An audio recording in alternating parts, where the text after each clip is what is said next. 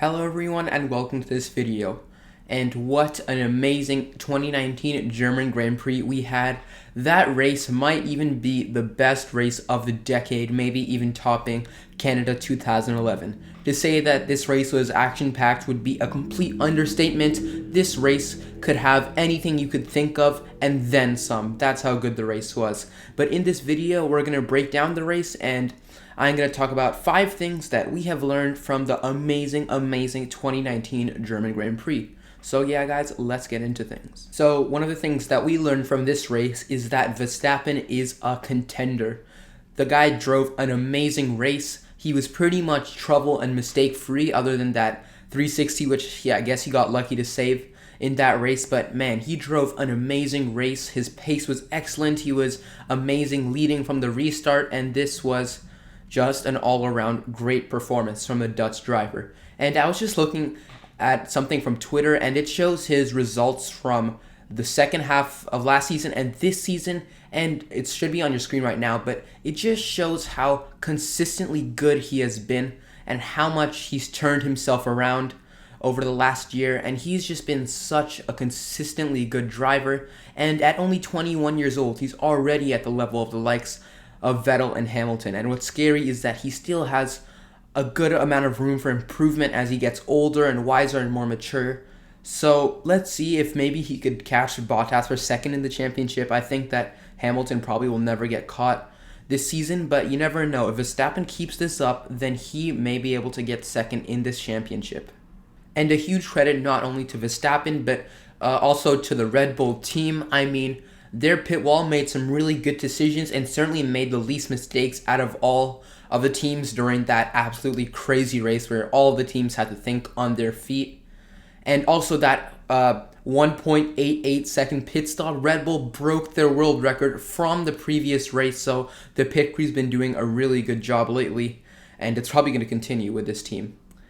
So Verstappen and Red Bull's amazing performance brings us to the next thing that we learned. And what we learned was that Daniel Kvyat is a much improved driver and Pierre Gasly certainly is in trouble now. And as you all know, Daniel Kvyat got third for Toro Rosso in this race, and this was their first podium since 2008 when a young Sebastian Vettel took his first win in Monza. And Daniel Kvyat's podium was an amazing story, obviously his daughter being born a day before the race, and this podium was just a culmination of what's been happening with him over the last year. Obviously, a lot of you guys will remember him being dropped by Toro Rosso, and he was just not in a good state. He was always hot-headed, always crashing. He just wasn't even that quick. But spending 2018 as a development driver for Ferrari seems to really have helped him, because now his pace is still good. His pace was always there, but now we're seeing the consistency and maturity, and that's what Kvyat really needed as a driver. So this has all resulted in a podium, and I think that Red Bull will certainly take note of that. And in my opinion, if Pierre Gasly is replaced, then I think that Kvyat is certainly the best driver to replace him. And it will be obviously a really interesting prospect of Kvyat being back at Red Bull after being demoted by Red Bull just like 2 or 3 years before. Okay, so this next one might be a bit controversial, but another thing that we learned, or at least I learned during that race, is that Valtteri Bottas' title hopes are pretty much over.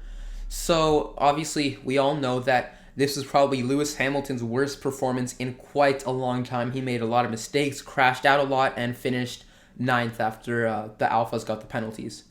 But Bottas, up until his crash, he was running in 4th place, and it was Stroll and Kvyat ahead of him.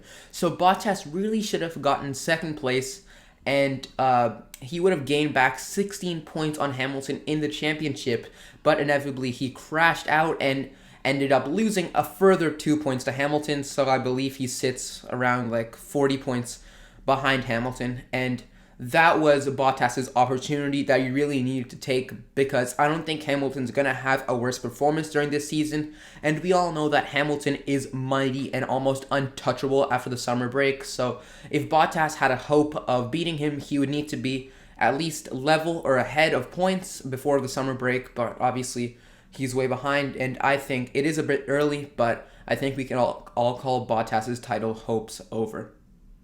So another thing that we learned from this race is that Sebastian Vettel has still got it.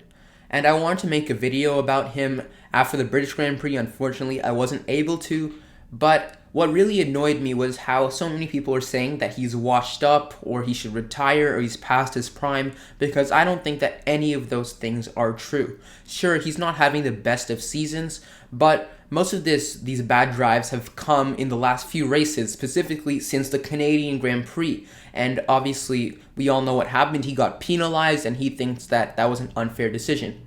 And it led to him losing love and motivation for the sport. You could just see that he just wasn't as motivated, he didn't want to be there as much, and there just wasn't as much fire and hunger as you could see in his Red Bull days. But I think this drive in Germany shows that he can still be a very, very good racing driver when he wants to, I guess.